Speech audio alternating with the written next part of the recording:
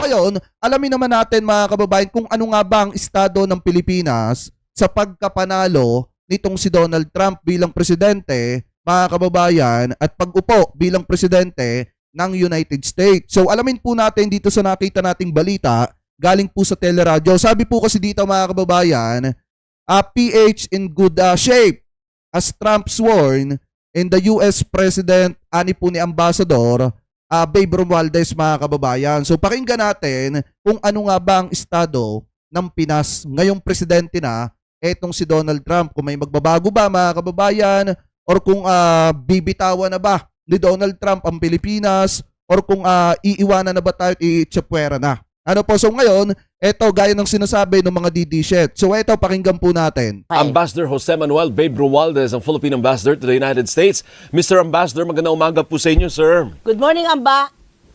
Magandang umaga.